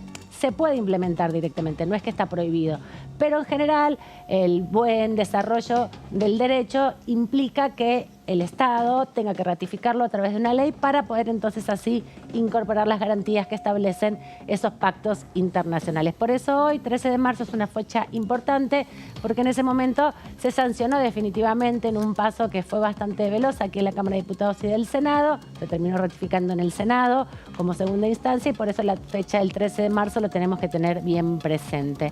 Tenemos otra placa más para contarles un poco de qué va la convención. Se trata de la Convención Interamericana para la Prevención, Sanción y Erradicación de la Violencia contra las Mujeres. La primera es de la década del 70, de 1973, que es la CEDAW, que es la que firmó Naciones Unidas, que involucra a todos los Estados miembros de las Naciones Unidas. Esto es específicamente para América, para todo el continente americano, que tiene su propia organización internacional, donde, funciona muchas veces de resguardo de las democracias. En estos 40 años ininterrumpidos de democracia que cumplimos este año, es muy importante que tengan rango constitucional este tipo de convenios. Lo establece así también la reforma de la Constitución del 94, que en el artículo 75, inciso 22, incorpora muchos de estos convenios internacionales que ya habían sido firmados al rango constitucional. No es el caso de la Convención Belén do Pará, porque se firmó a posteriori de la reforma constitucional y, como vimos en la placa anterior, se ratificó 2 años después, que define obviamente qué es la violencia contra las mujeres y también establece el derecho de las mujeres de vivir a una vida libre de violencia, entre muchas otras cosas que en definitiva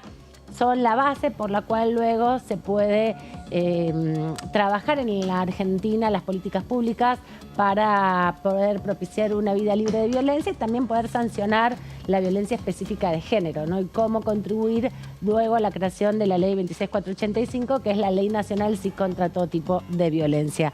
Otras cosas para tener en cuenta: hubo una instancia en el año 2004 cuando se creó también por una ley el mecanismo de seguimiento de la Convención de Belén do Pará. Esto fue muy importante porque lo que permitió el MESEVIC justamente es tener un grupo de expertos en Argentina, consultadas principalmente de las organizaciones de la sociedad civil, pero también todas aquellas expertas tanto del ámbito académico como de los partidos políticos. Muchas expertas en derechos de las mujeres son parte de los partidos, muchas de ellas también ejercen en las secretarías, en las direcciones de género. Hoy recordaba en una actividad aquí en el Congreso Mónica Terducci, una feminista argentina y una historiadora y antropóloga argentina, que en la década de los 90, a principios de los 90, se creó la primera dirección de género de la Argentina y luego pasó a ser el Consejo Nacional de las Mujeres. Así que todos estos mecanismos, los que fueron haciendo desde el 2004 hasta ahora, es dando herramientas para poder ir implementando políticas públicas que propicien una vida menos violenta hacia las mujeres.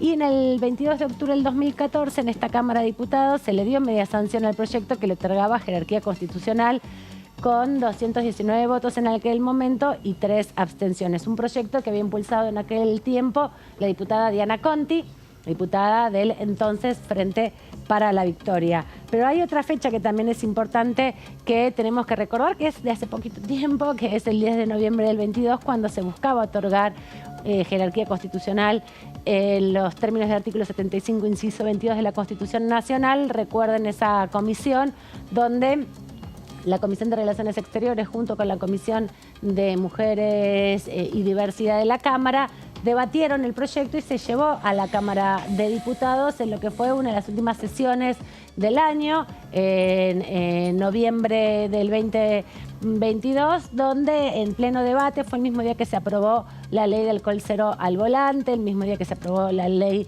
de lengua de señas. Se intentaba darle rango constitucional a este proyecto, pero un grupo de diputados del PRO decidió irse en el debate, pidieron una moción de orden, no se retiró el proyecto de la lista de temas que estaban previstas para esa comisión, pero finalmente no hubo consenso para avanzar en el proyecto. Así que, en definitiva, lo que plantea esta convención y por qué hoy es una fecha importante, porque la Argentina la ratificó en el 94, intentamos el año pasado darle rango constitucional, no se logró todavía esa instancia, pero la convención existe y es una convención que se implementa en la Argentina. Darle rango constitucional es una forma también de darle cierta jerarquía a las políticas de género que están enmarcadas en ese convenio internacional.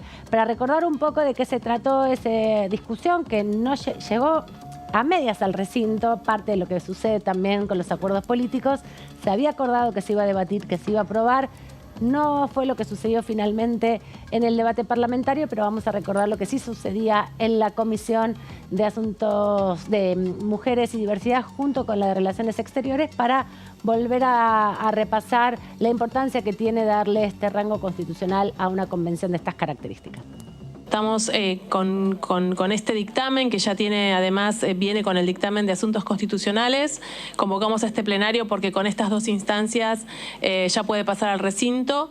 Lo cierto es que es una convención de 1994, así que tenemos un retraso importante en incorporarlo a nuestra Constitución, con lo cual, digo, esta es la propuesta, el objetivo de este espacio. Y recalcar siempre que todas las instancias, todas las herramientas que nos permitan ir en un proceso de erradicación de la violencia por motivos de género nos va a encontrar trabajando en esa línea y me parece que esto, poner a firmar el expediente y que rápidamente podamos llevar adelante esa acción. Nada más. Gracias. Bueno, el deseo de la diputada no se concretó. Bueno, lo llevaron al recinto. Lo llevaron al recinto, sí. Ese día también se aprobaba la Convención de Derechos de las Personas de la Ancianidad, también de las personas de los adultos mayores, y fue un debate que se dio justamente a fines de noviembre, donde en definitiva estaban todos de acuerdo con la aprobación, ¿no? Había algunas dificultades con algunos diputados del PRO que querían retirarla, y para que se pudiera mantener el dictamen positivo que se aprobó en este fragmento que veíamos de la reunión, el oficialismo y también las diputadas del radicalismo que querían aprobar el proyecto. Recuerdo ahí el rol de Carla Carrizo, muy importante para, y Dolores Martínez también, para tratar de encauzar el debate, retirar el proyecto del temario, que se tuvo que aprobar esa retirada para mantener la posibilidad de en los próximos acuerdos sesionar. Desde ese día hasta el 28 de noviembre no se volvieron a reunir. ¿Y se supo por qué lo quisieron retirar ese día de la sesión? Hay discusiones, hay varias discusiones respecto a la Convención Belén do Pará. Hay una interpretación sesgada respecto a que, como muchos sectores antiderechos proponen, tiene lo que ellos denominan ideología de género, ¿no? Promueve lo que denominan como ideología de género, que es una forma también de negar derechos, en definitiva, ¿no? Esa perspectiva, pero la Convención, por más que no tenga rango constitucional aún, está vigente, que es lo importante, está ratificada por el Congreso Nacional y tiene otra ley complementaria que acompaña el proceso de su implementación, pero la deja en relación a otras convenciones internacionales un poquito depreciada respecto a la valorización que puede hacer la justicia, ¿no? En ese sentido, muchas veces cuando vos estás haciendo un juicio y convocás a la Convención Belén do Pará, si no tiene la ratificación constitucional, le hacen reparos y no le dan tanto valor. Claro, no tiene tanto peso. No tiene tanto peso. Igual es una convención internacional, así que tendría que tener, según el ordenamiento jurídico argentino, el mismo rango que una ley, ¿no? Por más que se haya ratificado, ¿no? Pero bueno, esas son las cosas que pasan cuando se mete a veces la cola en algunas discusiones, cuando el diablo mete la cola en algunas discusiones y terminan empiojándose y no se puede tramitar tan sencillamente como hacerle este reconocimiento a la Convención Belén do Pará, que, recordamos un día como hoy, fue ratificada por el Congreso de la Nación. Pero cambiamos un poco de tema y volvemos al juicio político, lo que va a suceder mañana y un poco anticipar, Sebas, lo que vamos a estar viendo o repasar también en qué instancia estamos ahora con juicio político. Bueno, lo veníamos diciendo a lo largo de este programa que la actividad central, la vedette un poco de esta semana, vuelve a ser el juicio político contra los jueces de la Corte. Todas las miradas van a estar puestas ahí en lo que va a ser, no sé si ya es la 7ª reunión de la comisión dentro de esta etapa sumarial para la producción de la prueba documental y en este caso testimonial, porque ya estamos con las rondas de testigos, ¿no? Y vuelve a reunirse, decíamos, este martes a las 13 horas, va a ser en la sala 1 del anexo de la Cámara Baja, es decir, en este edificio donde estamos actualmente, que es el anexo del edificio nuevo sobre la avenida Rivadavia, se van a juntar los diputados y diputadas del oficialismo y de la oposición. En total son 16 del oficialismo, que en este sentido, por la mínima diferencia, pero controla la mayoría, y Juntos por el Cambio tiene 15 representantes. 14 Juntos por el Cambio y uno Topo Rodríguez. Y Topo Rodríguez, ahí va, sí, son 15. En las últimas sesiones no lo estuvimos viendo. Está bien, está buena tu aclaración, tenía una confusión ahí, pero sí, son 14 de Juntos por el Cambio y el Topo Rodríguez, que tenía algunas dudas acerca de si seguir participando o no, porque el oficialismo, las autoridades, mejor dicho, de la comisión no se hacían eco de algunos de sus planteos.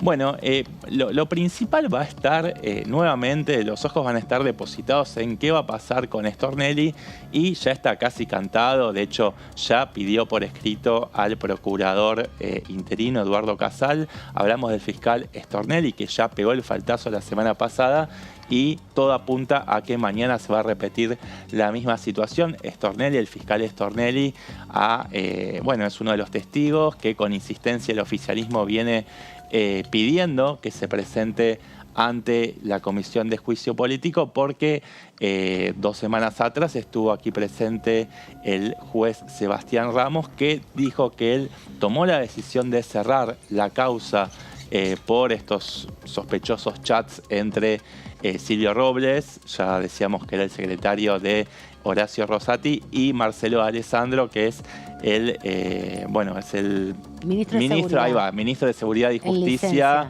en uso de licencia. Parece que ahora en abril, ¿no? Se le vence la licencia y tiene que ver si se renueva.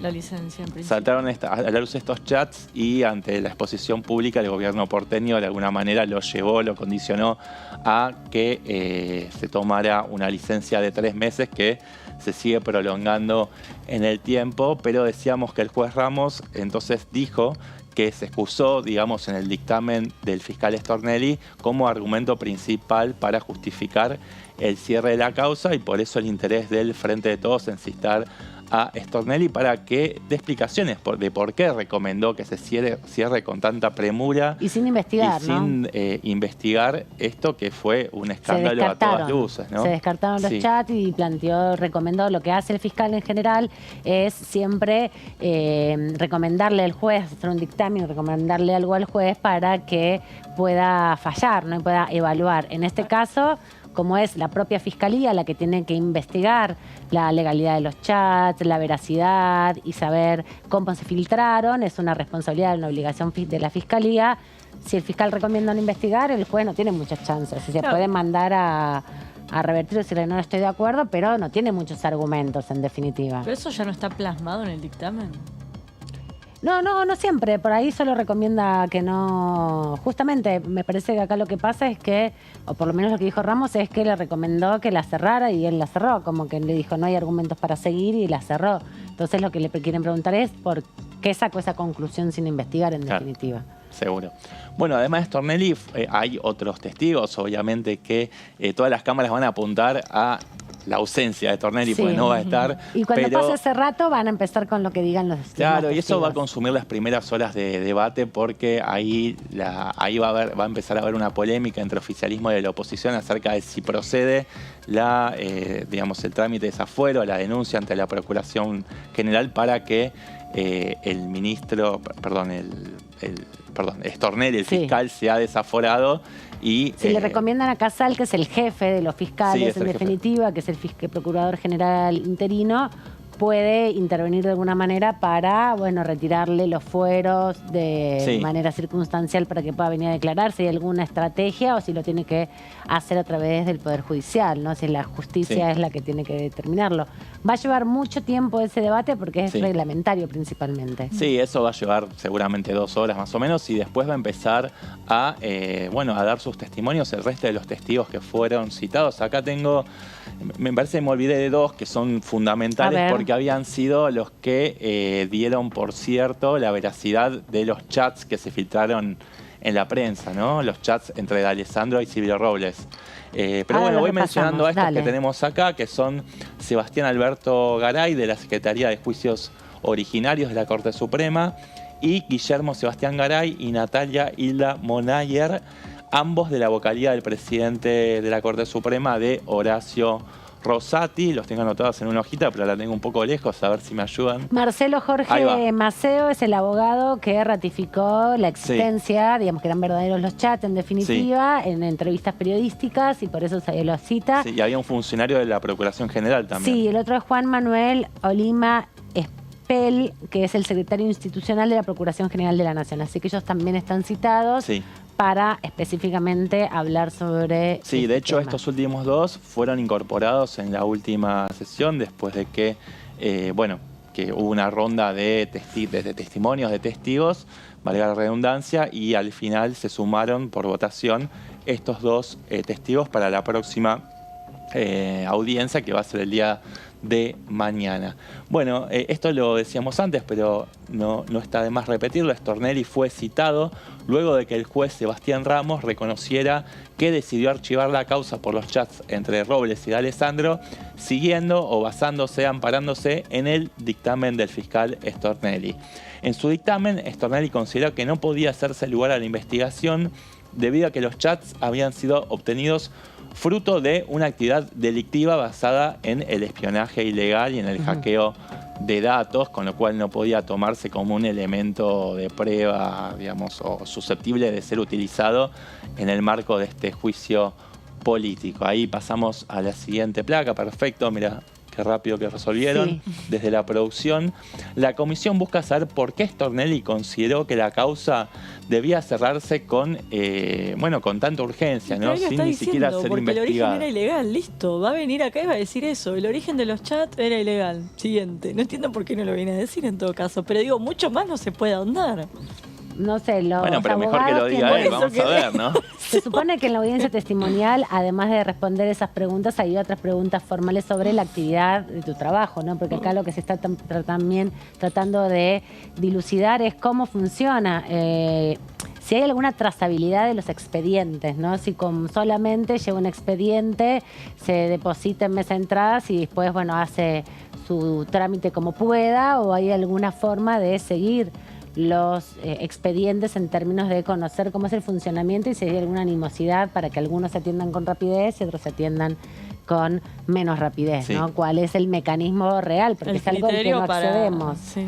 Y eso también se va dilucidando a partir de otro tipo de preguntas, cuando le preguntan cómo desarrolla su trabajo y empieza a explicar ahí el secretario que dijo, bueno, me llegó la causa, yo la tuve un tiempo, después se la pasé a fulanito, que es de la otra secretaría, que se la tuvo. Sí, uno entiende que ahí lo vocalía. que quiere saberse es si hubo alguna bajada de línea por parte de Rosati para que apure esta causa, para que la deseche, lo que fuera, pero... Claro, y todo eso que se empieza a dilucidar con la filtración de los chats desde el año pasado respecto a las conversaciones entre funcionarios del Ejecutivo de la Ciudad de Buenos Aires, funcionarios judiciales, secretarios del juez de la Corte, como que están todos ahí medio... Sí, todo un contubernio bastante confuso, sobre todo en cuestiones muy sensibles como la composición del Consejo de la Magistratura, y también desde el oficialismo hablan de un favoritismo hacia la Ciudad de Buenos Aires en el reparto de los fondos de la coparticipación federal. Después tenemos la cuestión del fallo Muñas con el beneficio del 2x1 para los genocidas, con la conmutación de la pena a la mitad.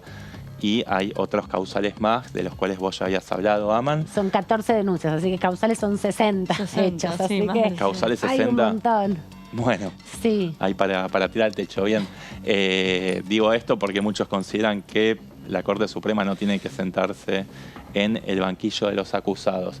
Y es esta idea de que, como esos chats fueron obtenidos mediante espionaje ilegal, no es la misma posición a la que tuvo, por ejemplo, el juez Alejo Ramos Padilla, que también intervino como testigo en esta comisión, y él había recibido una denuncia similar de Axel Kicillof, que había presentado el gobernador bonaerense, Axel Kicillof, pero si bien Alejo Ramos Padilla se excusó de actuar diciendo que no era competente para el caso, pero por lo menos recomendó a Comodoro Pi que se investigue, que es una postura contraria y eso a es la de... Eso es lo que se contradijo, lo que se vio en comparación con la de Sebastián Ramos, ¿no? Que fueron el mismo día. Entonces, a partir de eso, decidieron desde el oficialismo convocar a Stornelli. Claro, y ahora la gran duda, la gran controversia es qué va a pasar si mañana, como todo hace prever, Stornelli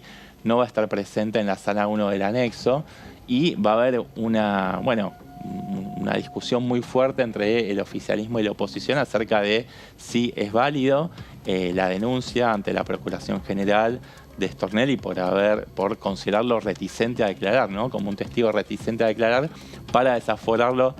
Bien, vos hacías la declaración de manera circunstancial y circunscripto a este juicio político, a este tema. Todo el resto, los fueros los mantiene para el resto de las cosas, pero para poderlo buscar con la policía y traerlo hasta acá a declarar, como con cualquier otro testigo, si no se presenta espontáneamente, están analizando que se lo desafuere para eso. Igual lo que te va a plantear es: no soy reticente a testimoniar, sino que estoy dispuesto a dar mi testimonio por escrito. Sí, ese es el planteo que va a defender Juntos por el Cambio cuando mañana... Juan Manuel López, el vicepresidente de la comisión, un poco salió ya en defensa anticipada de Stornelli, diciendo que en realidad él está dispuesto a declarar, ya lo manifestó en 2 oportunidades, pero solamente por escrito, y desde Juntos por el Cambio, el propio Stornelli dice que tiene esta prerrogativa y está amparada por la ley del Código Procesal Penal y también por un artículo de la ley del Ministerio Público Fiscal. Y ahí se va a poner la discusión sobre y ahí se va a el poner reglamento picante de la Cámara. Claro, y el reglamento de la Cámara a su vez, digamos, el juicio político además está contemplado en la Constitución Nacional. Entonces, y ahí aparecen... Claro, ahí aparecen argumentos vinculados al principio de la supremacía constitucional sobre otras normas que son de jerarquía o de rango inferior, ¿no? Todos argumentos para, bueno, dar cuenta de la herramienta también del juicio político, que tiene características diferentes a un juicio ordinario, pero que es la herramienta que tiene el Congreso de la Nación para investigar el desarrollo no solamente del trabajo de los jueces, sino en este caso los jueces de la Corte Suprema, porque desde que está el Consejo de la Magistratura, eso se hace solo para los jueces de la Corte Suprema y también para los funcionarios públicos de más alto rango.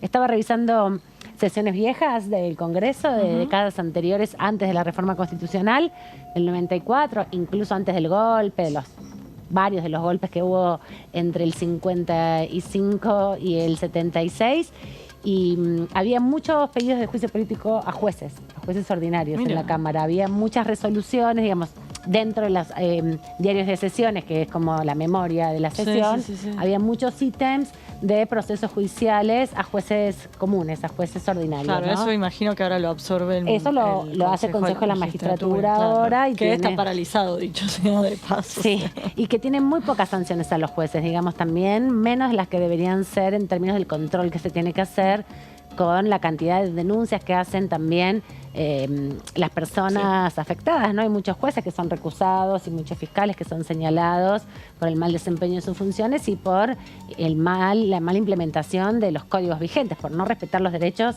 ni de las víctimas ni de las personas que son acusadas. Y eso no prospera, ¿no? Hay denuncias que no prosperan y nadie puede controlar qué hacen los jueces. Así que es una discusión particular porque esto me llamaba mucho la atención. Los diputados y diputadas de la Nación antes se tenían que ocupar mucho de controlar a los jueces. Ahora solo se ocupan de controlar a los jueces de la Corte Suprema. Y ahí hay, bueno, cierta delegación en el Consejo de la Magistratura del poder que tiene la ciudadanía de controlar un poder que afecta a nuestra vida cotidiana. Igual el Consejo de la Magistratura está integrado por representantes del Senado, de la Cámara de Diputados y diputados y senadores, de hecho, y un representante del Poder Ejecutivo. Sí, pero también es una delegación en un punto porque es indirecta, es un organismo donde van 3 del Congreso, 6 del Congreso nada más. Pero imagínate si eso recayera acá, ¿sabes lo que sería? Un caos. Y era un caos antes, había muchas denuncias, entonces los tomaban, iban a la Comisión de Juicio Político. Estaríamos todo el día de juicio político. Uy, no, a todos los jueces, sí, porque también hay un proceso ahí de cómo va funcionando la democracia, ¿no? Porque si vos como ciudadano común te encontrás con un juez en primera instancia, en segunda instancia, que en vez de respetar tus derechos te los cercena, tenés que llegar a la Corte Suprema y después incluso van a pasar años y tus derechos no se garantizan. Derechos básicos como, por ejemplo, el desalojo de una vivienda, ¿no? Y además esto de que un poder controla al otro también. Exacto. ¿Cómo haces para controlar otro poder si no tenés herramientas? Así que eso también es importante, lo del juicio político, para entender cómo funciona el sistema, en definitiva. Exactamente.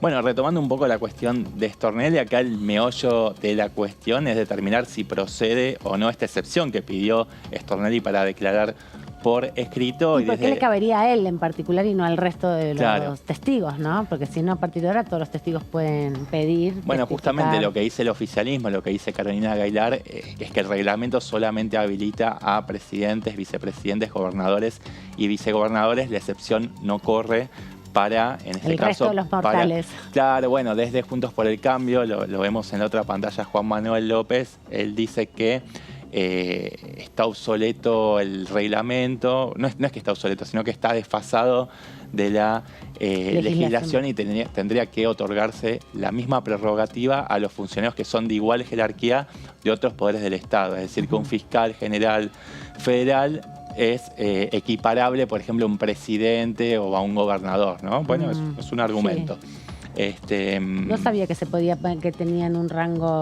comparativo semejante a un fiscal. Entendería que por ahí un juez de la Corte, con sería más asimilable. Sí. Pero igual. Y también se le respondió, bueno, frente a esta observación que hizo la oposición de que la excepción correría solamente si fuera un tribunal ordinario, pero Claro. esto es un tribunal de jury político que tiene otras características y por lo tanto no estaría habilitada esa opción, pero por supuesto que va a seguir siendo objeto de discusión Claro. en la reunión de comisión que vamos a tener el día de mañana. Ahí es donde se picantea más fuerte, digamos, cuando Sí. se discuten los diputados sobre el reglamento, que parecen discusiones menores, pero son discusiones políticas importantes, sobre todo para, bueno, tensionar o facilitar el desarrollo de la comisión. Bueno, acá un poco repasando, Juntos por el Cambio sostiene que Stornelli no es reticente a declarar que el reglamento está desfasado de la legislación y que a los funcionarios judiciales de igual jerarquía deberían otorgárseles las mismas prerrogativas de declarar por escrito, ¿no? Que a presidentes, que a gobernadores y vices. La cuestión es que el reglamento interno de la comisión, en su artículo 247, dice que si el testigo no concurre a la primera audiencia, se procederá conforme al artículo 154, referido a la intervención de la fuerza pública, y esto va sin perjuicio de su enjuiciamiento o responsabilidad penal, ¿no? Porque por un lado tenemos por un andarivel del juicio político, pero después si le cabe alguna responsabilidad penal, bueno, eso se juzgará en el tribunal correspondiente. Claro. Y también se aclara que la rebeldía puede derivar en un arresto de hasta 2 días y la apertura de una causa penal. Sí, Así eso que, es bueno, parte de los argumentos en relación a, bueno, cómo tramitar Sí. esta situación. Claro, sí, y esto, bueno, hay que ver si le cabe también a los testigos, no solamente a los acusados. De hecho, los acusados sí tienen la posibilidad de declarar por escrito y ahí sin ningún tipo de dudas, ¿no? De dudas, y también parte del proceso tiene que ver con que, a diferencia de los testigos, no tienen la obligación de testificar contra sí mismos, de autoincriminarse las personas imputadas. Acá en un proceso de juicio político y también en un proceso ordinario. Ninguna persona imputada tiene por qué autoimplicarse en una acción que se está juzgando que haya cometido. Así que parte de los debates mañana, día súper intenso, porque venimos viendo que más allá de las discusiones que tienen los diputados, el momento de los testigos es un momento de tensión, ¿no? Hay que seguir las preguntas, a veces parecen preguntas que no se entienden,